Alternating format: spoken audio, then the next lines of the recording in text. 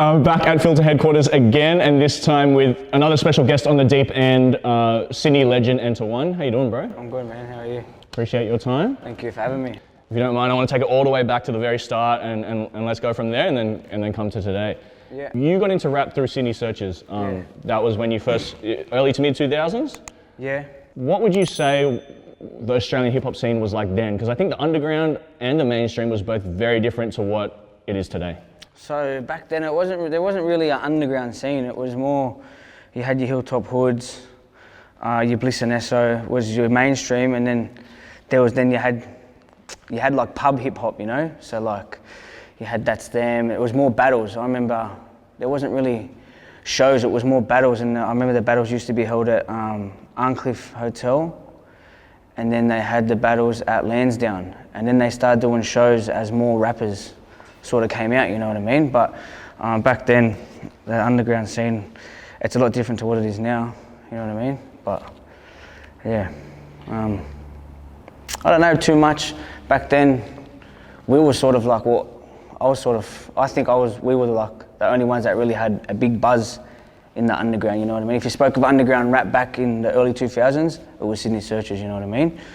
And yourself, Schemo and Sky, what do you think it was about you three that spoke to so many people, the chemistry between you three guys? Because we took a culture that was heard about, you know what I mean? Like only, you had to understand it if you lived it, you know what I mean? So we took the whole housing commission and the whole crime sort of story, and we took it and we brought it into music, we brought it to light, you know what I mean? So no one really knew about that part of life unless you lived it. And then we brought it to music, and then we showed everybody what it was, you know what I mean? So, and the reason it just took off because I guess every housing commission kid they just related, you know what I mean? So like, yeah, but the chemistry between us three was like, there wasn't a girl back then that was spitting that sort of music, you know what I mean? Like Sky was like ahead of her time, sort of still is. Back then she was just, yeah, she was the only one spitting like real raw gutter rap, like drug deal music, armed rob music, you know what I mean? So people loved it and they just soaked it all up. And I think looking back now, the reason that people reflect on Sydney Searches so fondly is because it reminds them of, you know, a time, a place, a certain style of dress, a lifestyle, you know? So in your own words, for someone who's never heard Sydney Searches before, what did that represent? What did Sydney Searches represent? Yeah. Crime. Sydney Searches. Before we done music, we were money makers. So like, we had a drug run, or like I don't want to get on here and sound like trying to say like we were like Pablo Escobars and that, but you know what I mean. We were searching. We were out thieving. These days, these rappers talk about searching. They're like, what do they? You know what I mean? They don't know the true meaning of searching. Searching's out making money, going to back rooms, popping tills, getting a cash box, out there looking for money. You're searching for money. These days, these rappers are talking about searching. They're searching for like an op on the street. You know what I mean? So it was just what Sydney Searches represented was housing commission. We represented crime, kids with junkie parents, just all of that mixed into one. And that's what Sydney Searches was. And it was from Sydney. We were homegrown. You know what I mean? We weren't. If you go to Brisbane, the culture's different there. You go to Melbourne, the culture's different there. But you go to Sydney, it's realer than any other state. You know what I mean? And that's just what it is. Sydney's the crime hub of underground gangster rap music, like gutter music. So yeah, that's my opinion anyway. Throughout your career as well, Sydney Searches, one thing that you did rap about was the way you dressed or the shoes you had and stuff like that. Yeah. So in the early to mid 2000s, what would a typical everyday outfit on Nter look like? TNs, obviously TNs. High Nike socks. I used to wear the high Nike socks. A pair of Nautica shorts, a polo, that striped shirt, and a polo hat. That's what I used to wear every day. Sometimes twice in a row, you know what I mean? But like, the same polo hat in every color. Every color, bro. Yeah, and it was like, that's what it was, you know, like. Yeah, that's what I used to wear, TNs and Nautica and polo. Now it's like everything, you know? It's crazy to see how much that stuff has been integrated in the mainstream over the years, because, you know, TNs, if you wore those, you were it was not like a cool thing, you know, like back then, and I guess over the years it's kind of, you know, just become cool again. Yeah, like I remember the other week, I went to Westfields and I seen like these 13, 14-year-old kids wearing TNs and Nautica and polo, and it's like, and then they're called Eshays now. You know what I mean? Like when we were growing up, we used to call each other lad, like, hey, and then someone would say, oh yeah, he's a lad, or that person's a lad. But now they label themselves as eshays, and it's like, you've taken, I don't even think people know what eshay means, you know what I mean? They've just think people that wear this, and they've labelled them as eshay, but no one really understands the culture, and that's what's real frustrating, you know what I mean? So, yeah, but these days it's everywhere, TNs, Polo, Nordica, it's smashed, you know what I mean? But no one really stays true to the culture of it, and there's only a select few that do it, and it's good to see that there's some people doing it, you know? So, yeah. Who would you say those people are that are carrying that same ethos that, you know, that you had in the mid-2000s to 2020? Well, Schema, obviously one of them. he's like a 90s kid still, and he's almost pushing 50, so me, of course. And just like a select few of my mates, they're not musicians, you know what I mean? They're more graffiti writers. A lot of graffiti writers used to wear Nordica TNs. That's how you would spot a graffiti writer, by the way he dressed, you know what I mean? So Gravy obviously still wears, like, you know what I mean? He doesn't just wear it because it's a trend. We grew up wearing it. So, and like Sam, look at Sam, you know, Sam's yeah, like that's them. Old school. They still rock all the old school stuff. Curse, he still rocks all the old school stuff.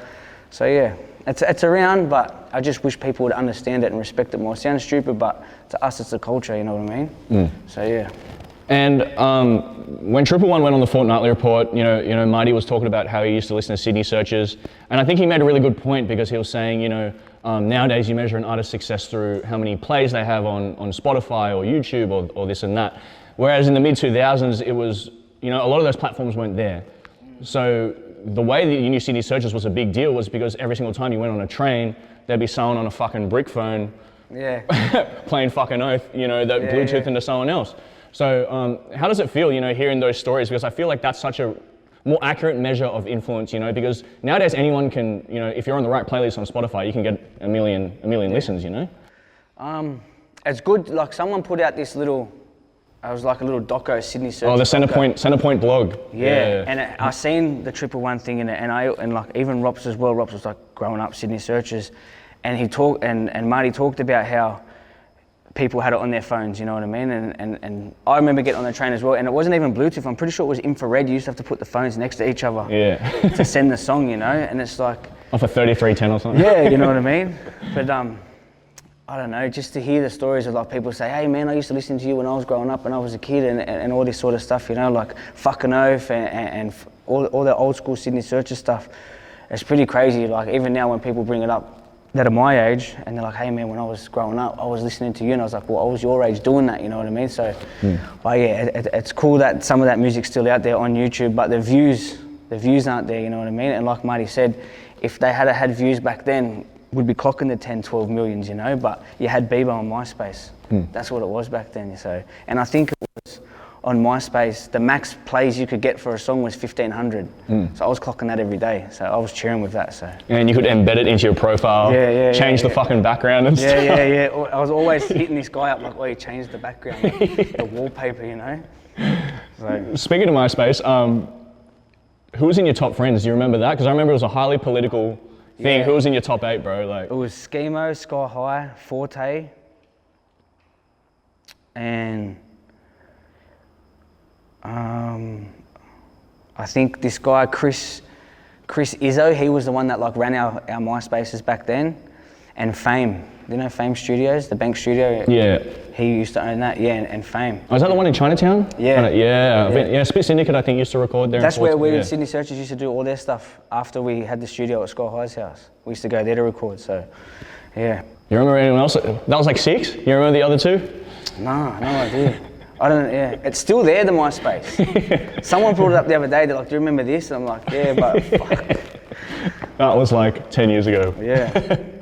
And in your interview with Kickin The Door that you did recently, shout out to Kickin The Door as well, that was a really, really good interview. You know, you implied or you made a statement kind of like it's almost too easy for people to become rappers nowadays. It is. Yeah, so what do you think it is? Do you think that the audiences now are becoming, you know, a lot more open to hip-hop from Australia and hip-hop from Sydney and hip-hop from the underground? Or you think there's just too many platforms now for people to blow up on? There's too many platforms. Like you go on Instagram and it's like, there's 100 million different Oz rap pages and they're sharing the wackest cunts. Like people are making whack rappers famous.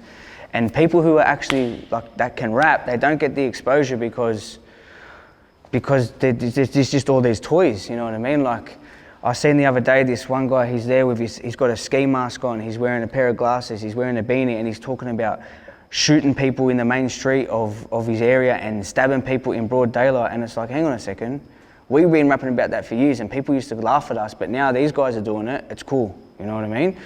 So it's way too easy for anyone to just jump on a track and talk about dipping someone and stabbing someone and doing and selling drugs, this and that, when they all live at home with their mums. You know what I mean? Like, none of them are really from the housing commission, none of them are really from the streets. They all went to good schools, they all come from good homes. And it's just so easy for them to bypass it because no one really knows their story, you know what I mean? Because they've done one track and it's like, oh, I've dipped this cunt, I've shot that cunt. Oh yeah, he's mad, he's got his face covered, he's got 50 people behind him. He's the next big thing. Where like people, and they're not dropping albums, they're not dropping mixtapes, they're just dropping like, they're paying a producer $1,500-1,600 for a full banging beat because everyone's using him, and then they're just getting on there and it's like, hey, you know, he's got everything that 1-4's got in their video and his video, he's cool, but no one's putting the albums out there, no one's putting in like the hard yards, you know what I mean? That's where hip hop's sort of starting to go down. I haven't seen anyone drop a mixtape in a lot. The only people that I've seen drop projects online is Rops and Curse, you know what I mean? That are worth like watching, listening to. The rest of it's just shit. So there's no albums, everyone's just making money off one hit wonders, you know what I mean? So Young and Lips brought out 3 songs, millions of views, bang, wants to do a tour. Where's your album? Like, stick to the roots of hip hop, you know what I mean? Don't just come in and rape the game for what it is and then bounce out, you know what I mean? So there's just rules there that you got to go by. That's the culture. That's what no one understands. That's my point of view anyway. And one of the platforms that I saw you on recently, TikTok, you did the Dance to Enemy German on TikTok. Are we going to see more Nter dances on TikTok or not? That was my daughter. She was in the backyard doing TikToks, and I just thought, oh, I'll just see what she's doing. And I walked over and I realised it, and then yeah, I pushed her and she pushed me the other way. But nah, I don't know. I don't want to get on TikTok and like do dances and that. You know, I can't even. I can barely walk straight, let alone dance. So.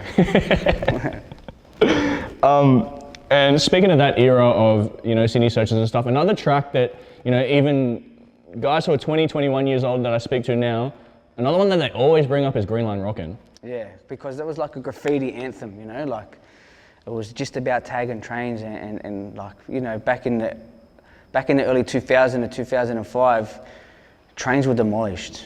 Like the back carriages where, if you were a rider, that's where you were. You rode on the back car of the train, you know what I mean? And if you've seen another rider, it's like, what do you write, you know what I mean? These days, like the trains they're just clean. So that song pumped because it was like a full graffiti anthem. You know, people still bring it up to me now, you know? I think it's a horrible song. I can't stand it, you know, my voice in it, but people love it, so. Are there any cool stories or, you know, little facts about that song that you think the fans would want to know? Just Greenline. And you know what the funny thing is? The song's called Greenline Rockin'. I'm not even from Greenline. Greenline's like East Hills. I'm from Hurstville. I'm from Blue Line. But I used to always tag Greenline because it was all city, you know what I mean? It ran city circle, so.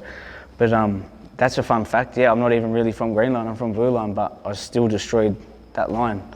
But it was just because it was an easy line, you know? And I think what you were saying before about mixtapes and stuff, I think that's one thing I really miss about that era, you know, jumping on different people's beats and, you know, putting your own spin on it, you know, like whether it be Loonies or 3 6 Mafia and stuff. That's something I would want to see come back, you know? Well, I brought out 3 mixtapes before I dropped an album, you know what I mean? My first mixtape was in 2005. So Shore Shock was like, they used to have it in North Sydney Park. It was a massive hip hop festival. So you had one tent for hip hop and then you had another tent for graffiti. They don't do it anymore because of all the violence that used to happen at them. But that was like one of my first ever shows was there. That was in 2004. I was selling my mixtape there. So before I decided to like come out and when I wanted to be a musician, I wanted to drop mixtapes because that's what 3 6 Mafia, my biggest influence is 3 6 Mafia. If you listen to all of our music, it's all South. Sydney Searches, all the beats are all South beats. So that's what I wanted to do, like, and that's what I want to see more of is just mixtapes, you know what I mean? I reckon that'd be mad. Like, DJ Paul, he puts out like fucking 20 mixtapes a month. So does Lloyd Banks, and they're still doing big things. Even 50 Cent, Nipsey Hussle, they all had mixtapes. You know what I mean? So mixtapes is a big thing, I think, for the culture. You know what I mean? I'd like to see more of it. And I think the best thing about Greenline Rockin' is that now, if you go on YouTube and you look it up, the video is literally just Greenline Rockin written in Microsoft Word italics in green font. Just adds to the project, you know what I mean? It adds to the vibe of the whole thing. And the guy who uploaded them, his YouTube channel is Esh Records. He's been around, bro, and I do not know who it is. I've never known who it is. And he's been around for years. Like, some of the videos are like 11 years old, so. Yeah. So if he's out there watching this, you know, get in contact. DM. Yeah. From that era of, you know, hustle hard, those kind of years, it's kind of interesting to see where all the different artists are going. You know, certain artists have, you know, headed in a more mainstream direction, or some artists just kind of disappeared, I guess, throughout the years and come back a few years later. Which are the ones that you still keep in touch with, or ones that you'd like to see kind of come back now? I'd like to see Sky Highmaker return to music. Like, she was just ahead of her time, you know what I mean? Like, she used to smash it, like, back then. Whole Sydney, and then she done a solo thing. She was on that whole grime thing, and then she like just disappeared.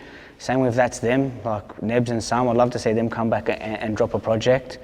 Like artists, when I was doing music with Hustle Hard, there was a lot of rappers on Hustle Hard, and they just dropped off. Like Chill was on Hustle Hard, he dropped off, and then come back like massive. You know what I mean?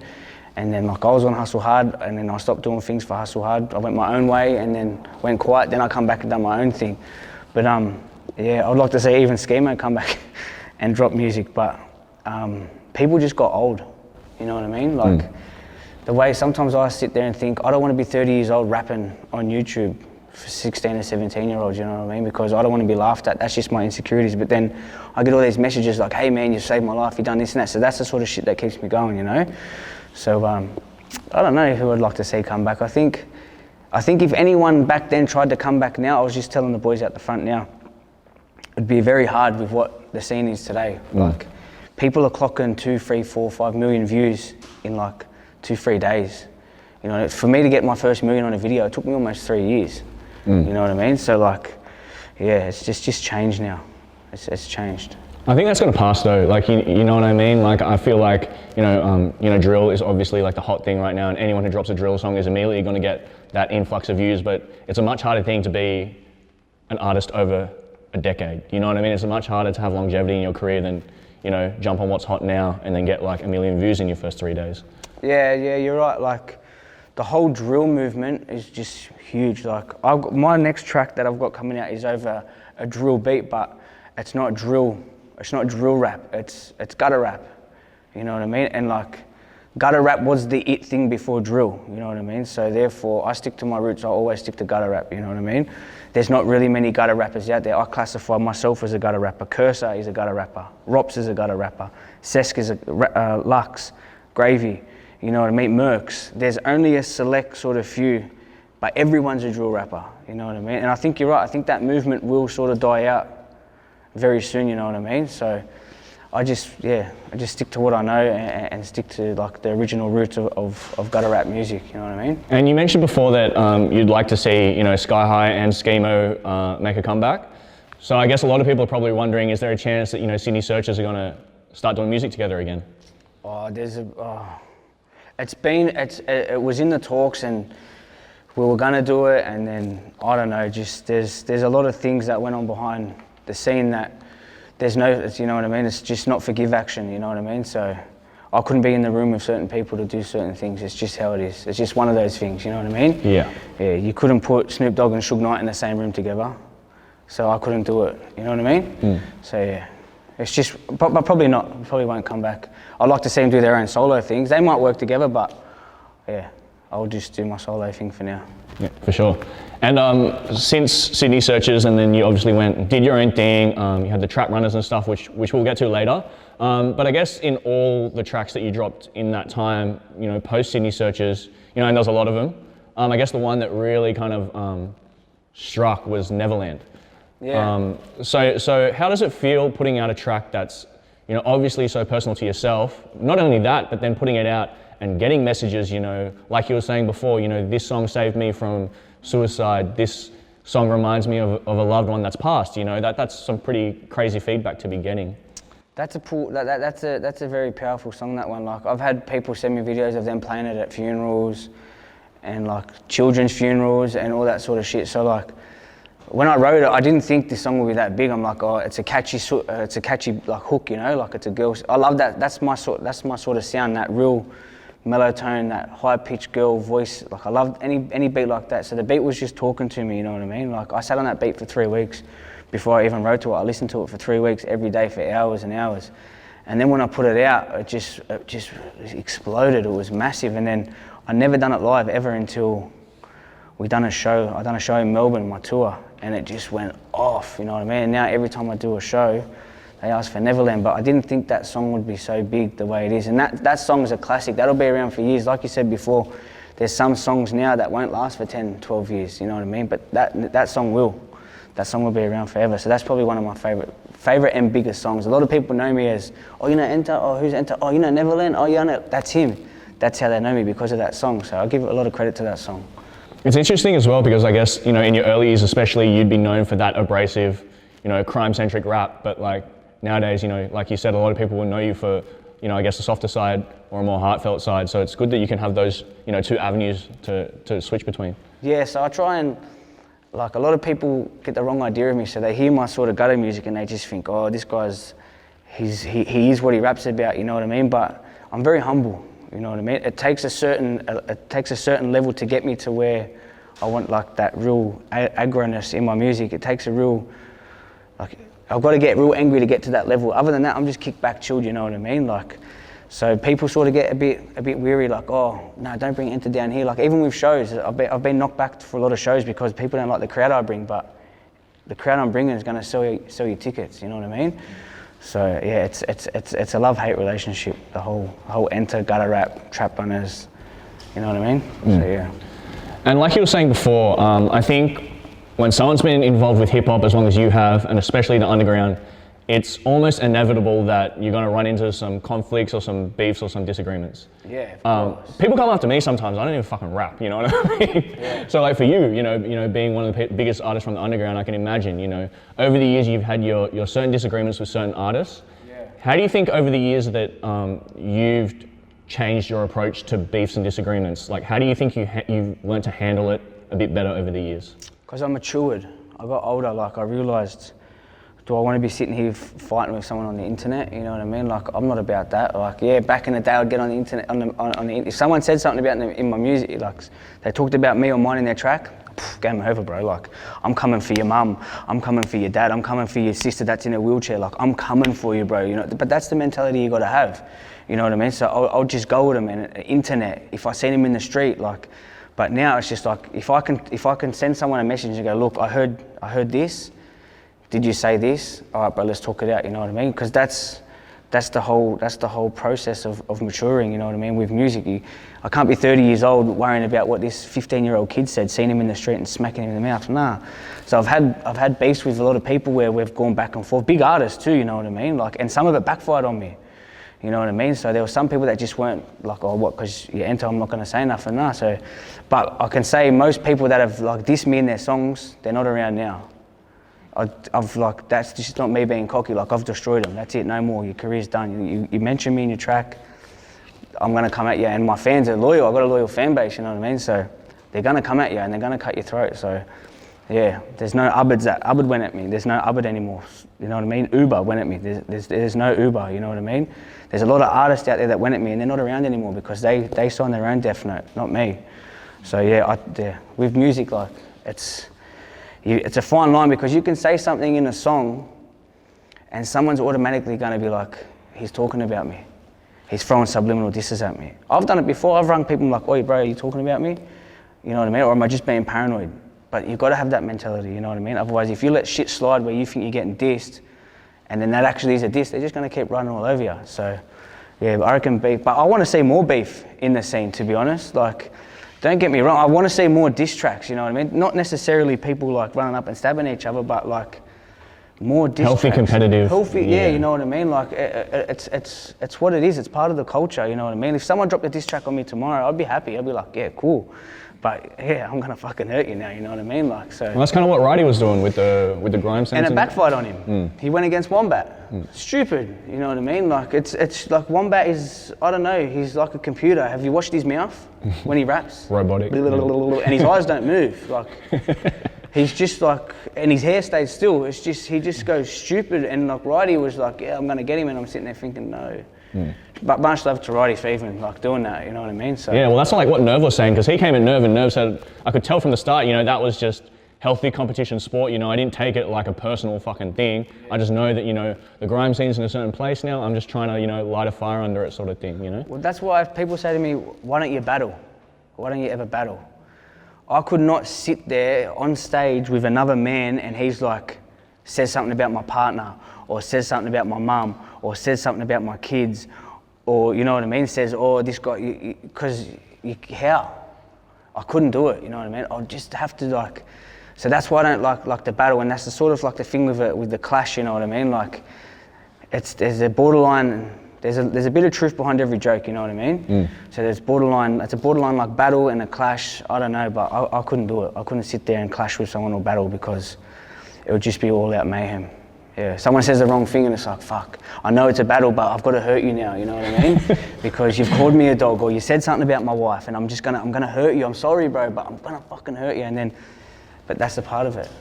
Bringing music to 2020 now, you came out with a track not long ago, Hitters, with Sesk and Izzie. Yeah, well, I said Izzie. Yeah, so tell us about Izzie, because you know, I think it was surprising for a lot of people to hear you with a singer who was on the more melodic route, even though you did, you know, stuff with Kenyon Brown and stuff in the past. I think that would have surprised some people. So tell us more about him. Izzie just got out of jail last year. He's been in jail for like 8 years. So, and he was in jail with one of my cousins, and my cousin was ringing me. He's like, bro, my mate can sing. I'm like, oh yeah? You know, a lot of people always say to me, oh, my mate can rap, or my mate can sing. And I'm like, oh yeah, cool, you know? And then he's like, nah, he can sing, bro. Can he put your number on his phone and he'll ring you? And I'm like, yeah, right. And then one day I was in the studio and I'm like, bro, can you really sing? He's like, yeah. So we hooked it up and he started singing. And I'm like, bro, when do you get out? He's like, I've got a year left. And then he got out, but I went in. So then when I got out, we linked up, and then he's very, he sounds a lot like, he's got that NBA Youngboy influence, you know what I mean? That real singing type thing. So he's like, oh bro, I've got this track, you know, do you want to do it? And I'm like, yeah, sweet. So then he sent me the hook, and I was a bit iffy on it, but then when I heard we actually put the track together, I'm like, yeah, this actually sounds right. And obviously we got Sesk on it, and then we just done it, and then it was meant to be solo, just me and him, and then I asked Sesk if he wanted to do it, and then we put it out, and then we got a couple cars down, and then yeah, I reckon it's doing all right. It's a good track. Like my verse was in it. My verse is in it. I'm happy with them verses. It's some of my favourite verses. But people are trying to say it's a drill track. I don't see it as a drill track. Where'd they get that from? I don't know. People are like, oh, now you're trying to do drill, and it's like, no, I'm not trying to do drill. If you want me to do drill, I'll show you how to do drill. But yeah. You know what I mean? It's not drill. It's just a gutter song. Yeah, it's kind of like when grime started taking off.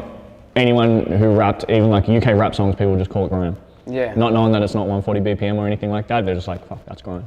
Well, the whole UK scene has just completely been ripped. Like people talk about, oh, you're trying to do this, you're trying to do that, but they don't they got to look in their own backyard. The whole UK like scene, like the drill scene, has completely just been snatched from the UK and brought to Australia. Don't get me wrong, 1-4 brought it here, yeah? They were the first ones to do it. Hands down to them. Good on them. Props. But now everyone's a drill rapper, and they're not. And like the real meaning behind drill is it's murder music. You're out to murder. You're out to drill. You're out to murder. You know what I mean? It's murder music. That's what it is. People don't know that, so they've just like, yep, face covered, hoodie with fur. Let's dip in. So yeah, it's just been jacked. So people like, and when I dropped Hitters, people are like, oh, you're trying to bite UK drill, Nter's trying to do drill, and it's like, nah, I'm not trying to do drill. I've never ever. I created my own style. Why would I try and jack someone else's style? So yeah. And speaking of that track, yeah, like you mentioned, Sesk was on it. So what's happening to Trap Runners? Because I believe there was an album in the works at one point. Is that still going ahead, or? Nah, we're just everyone. We were gonna do everything, but like Mercs can't stay out of jail, and then the boys are like, Gravy's got his own project that he's doing. He's got a mixtape coming out very soon. Sesk has got his own. Sesk and Lux are working on their own projects, and I've got like my own project coming out. So I think we don't have the time to sit in the studio all together to do it, to work on it. But we're all still like crew, you know what I mean? But like everyone's just off in their own direction, doing their own thing, and I'm sort of taking a step back from all that and doing my own thing. I think the other boys are too, but if one of us are to do a show, we will go as a group, you know what I mean? But yeah, Trap Runners, we're still around, but we might do a couple like songs together, but I don't think we're going to push that Trap Runners album as hard as we were a couple years ago. Speaking of Gravy, you did make a slight suggestion that you and him were maybe doing a project together? Joint album. Joint album. What can you tell us about that? Because, you know, Polo and Shell Tops, Holy Water Remix, all these tracks, like you said, they're kind of Sydney street classics now, you know? They're anthems. They're like some of the biggest tracks, you know what I mean? So they are the biggest tracks. Yeah, we're doing a joint album. We're just like, at the moment, we're just we're talking to producers, getting beats, figuring out what we're gonna do, how we're gonna go about it, what angle to take, what we're gonna call it, who's doing what, but that's coming out as well. But we're also working on solo projects as well, so. But yeah, me and Gravy will have a joint album very soon, this year. Shout out to Gravy, we need to get him on the show. Yeah, I will, yeah. Gravy's very introvert. Is that the word? Like introverted, yeah. Sticks to himself, you know what I mean? Like, won't hold back to get on Instagram and let you know how he feels. But he sticks to himself, so, but yeah. Yeah, we'll get him on. We'll convince him to come on. Yeah, I'll tell him. And we talked about it before, but you got a single, Guttah Talk, coming out. It might be out by the time this video's out. Well, Dills from One Love, he's got to pull his finger out of his ass. Just waiting for Dills. Dills is gonna film that. Dills has always been my go-to for cameramen. You know, we made a pact about 4 years ago when his brother was sick. It was actually his brother, Corey.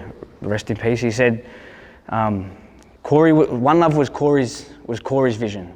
Like Dills it had nothing to do with Dills. It was Corey's vision. Corey rapped as well. You know what I mean? So all he wanted at home was he wanted a studio set up. And he wanted his own One Love. That was his label. That was what he wanted to do.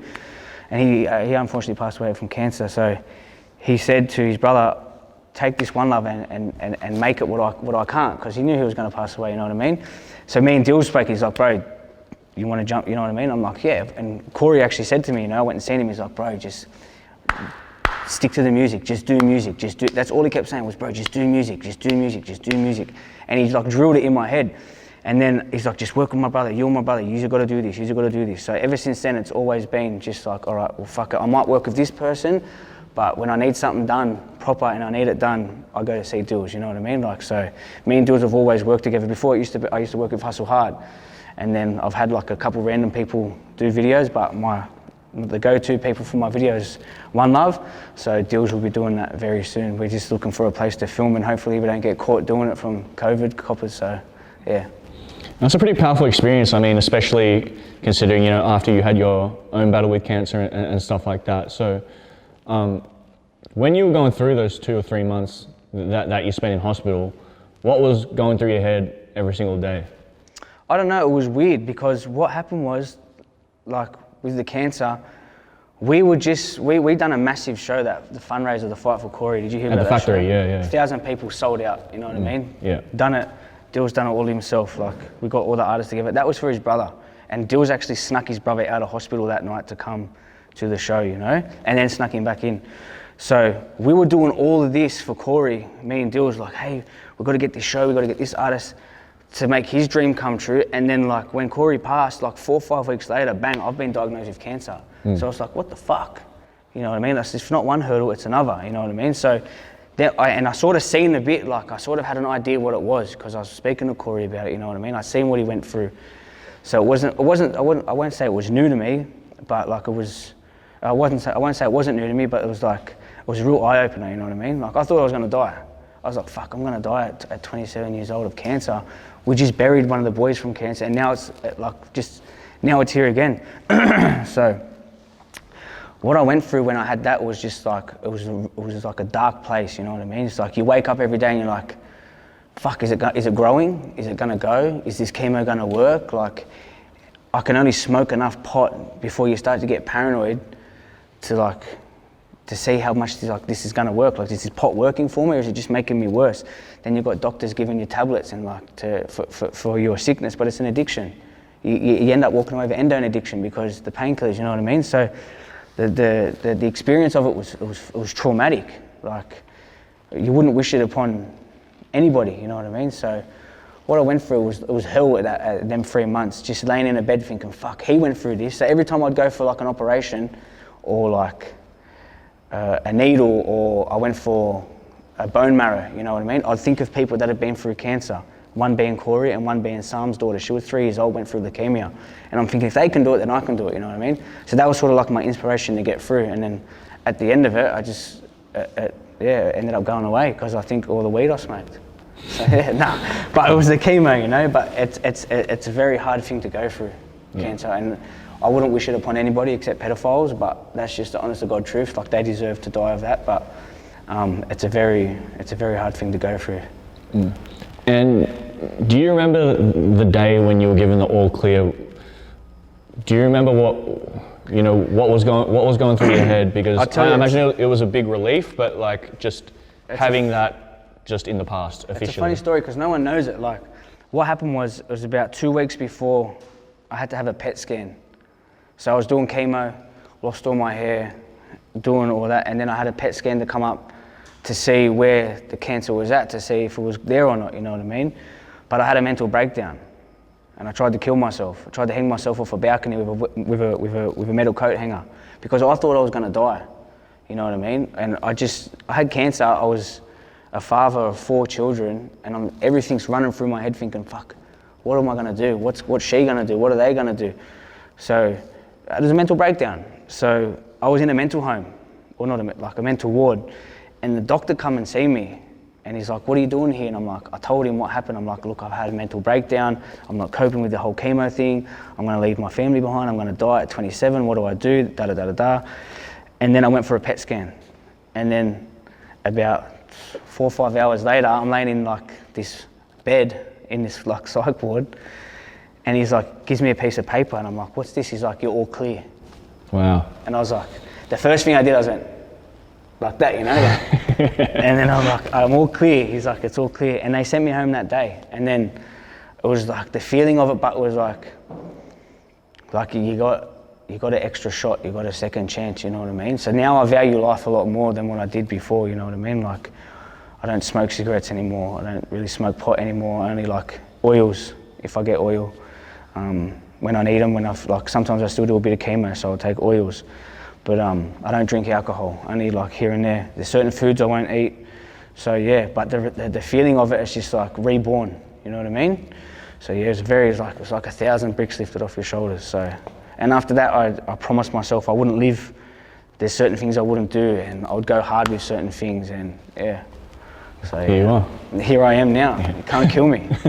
I'm an immortal, you know what I mean? So. And 2020, you've got Guttah Talk, like we spoke about before. What else have you got planned for the year music-wise? I've got like 6 tracks sitting there on my computer, finished, ready to go. One with Husky. I've got like 3 solo ones. I've got another one with Tech, a guy from Birmingham in the UK. I just want to release them. And then I'm going to work on an album. And when I want to work on the album, I just want to do it for me. I don't want to, it's not for to go to #1 and get 1 million streams.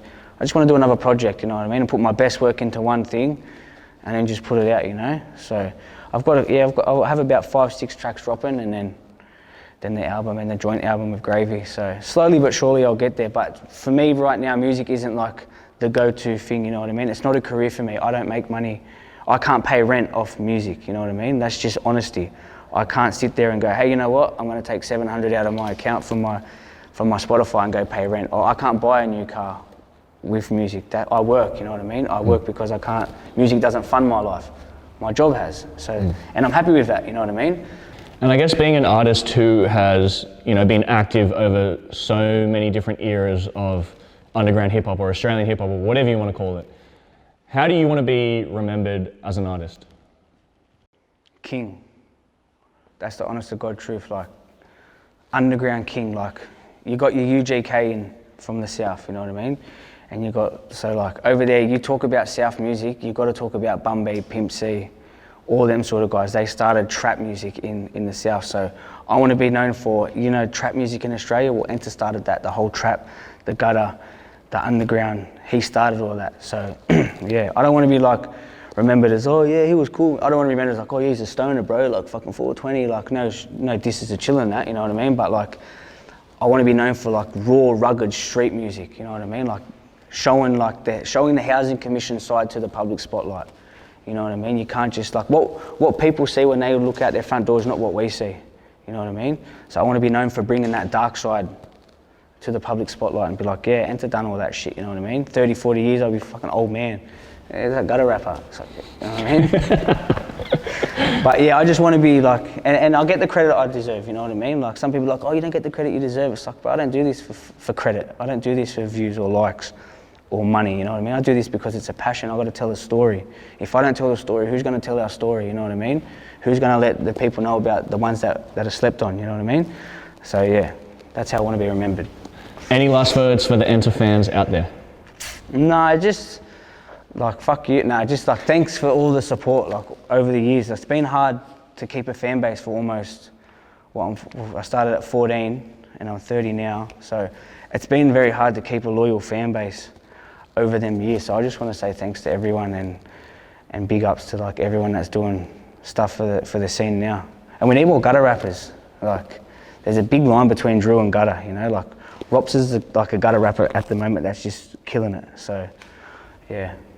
Big ups. Big ups to Rops and big ups to Dills and his album. Go get his album and yeah. Sweet, appreciate your time, bro. Thank you, bro. Legend. You done? Yeah.